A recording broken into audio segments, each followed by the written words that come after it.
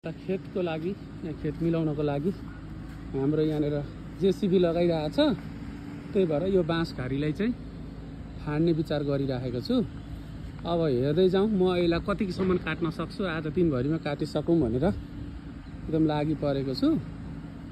ल बाँस काट्दा काट्दै त्यही भाउजूले मै ल्याउनु भएछ, मै पनि खाइँदैछ। यो बाँसको घाँस लिने मान्छे धेरैजना मान्छे आउँछन्, फर्को बाँस लिने। पञ्चरोले पनि दाउले पनि हैन एकदम धमाधम परेको छ।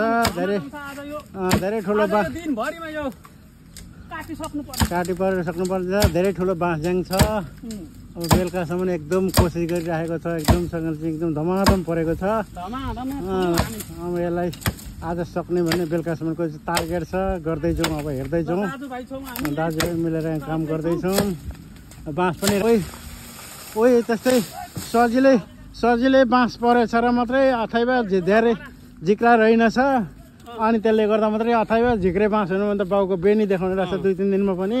अनि त्यस काट्दै यता खोलातिर थुपार्दै हैन यो बाँसलाई चाहिँ पुरै अब सक्न आँटिमा हामीले आधी बनाइसक्छौँ। अब यहाँ जेसीबी लगाएर चाहिँ यहाँ यसलाई पनि बाँसलाई पनि हटाउनु पर्नेछ।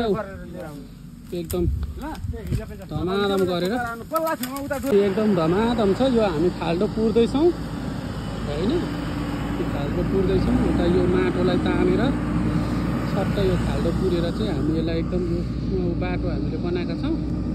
त्यो बाटोमा चाहिँ हामी लेबल लगाएर चाहिँ यो गर्छौँ हैन। एकदम यहाँ चाहिँ अब आधीभन्दा बढी भइसक्यो है हाम्रो। ल यता घाँस काट्न धमाधम छ यी सबै गाईहरूलाई हैन। एकदम हाल्दै आज बाँस चाहिँ एकदम सक्नुपर्ने छ। अनि यसलाई जुरुक्क उचालेर लगेर उहाँ पर चुचुक्क बसाउनु पर्ने छ। जाग्छ कि भनेको खोइ के हो। काट्दा काट्दा यो हात पनि यस्तो भइसक्यो, घावै भयो होइन, काटिसक्यो। अब यति रहेको छ, सकिन आँटिरहेछ है। यति रहेछ, ऊ लडाइँदैछ। ट्र्याक्टर पनि चलिरहेछ डाँडामा, जेसीबी पनि। यो भर्खर जस्ट चिया पनि खाइयो होइन, पानी चिया अब कन्टिन्यू छ। ल फाइनल्ली अब हामीले चाहिँ एउटा बाँसघारीलाई पुरै फाँडिसक्यौँ है। 3 भाइ छौँ यहाँ, हाम्रो कान्छो भाइ, ऊ नारायण दाई, अनि म यता छु होइन। यसलाई हामी सार्न खोज्दैछौँ यतापट्टि ल्याएर खाल्डो बनाएर। यी बिहानदेखिको काम लगभग दम गलेर पसिना भयो होइन।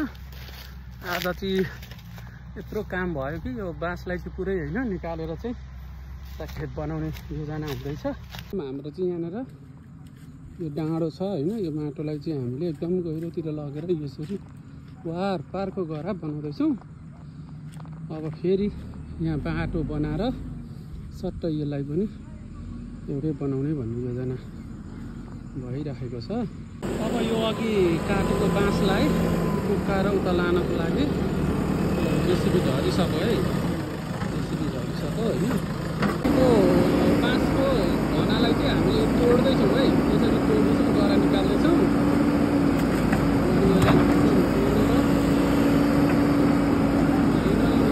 प्रयास जारी भइरहेको छ। यहाँ हामीले यत्रो खाल्डो खन्यौँ होइन। यो खाल्डो खन्यौँ, अब यसलाई चाहिँ सर्लक्कै बोकेर यहाँ ल्याएर चाहिँ हामी हाल्ने योजनामा छौँ। अब कतिको सक्सेस हुन्छौँ यो एकदम गाह्रो भइरहेछ है। यहाँ भाइले एकदम प्रयास गरिरहेका छन्। यो खाल्डोमा चाहिँ हामी यसरी बाँसको जरालाई यहाँबाट निकालेर होइन, खप्पै निकालेर चाहिँ यसरी आइरहेको छ। अब ख्याप्पै यहाँ रोप्ने, हेरौँ अब कतिको जाग्दो रहेछ होइन। यसलाई चाहिँ अब सरर पारेर जेसीबीले ठ्याक्कै ल एकदम सिधा बनाउनुपर्छ। ल्याएर चाहिँ उतातिर लानुपर्छ, ठेल्नुपर्छ यसरी।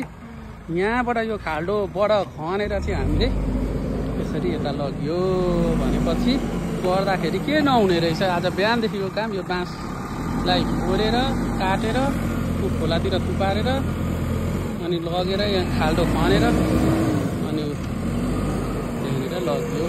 अब त्यसलाई सिधा बनाउने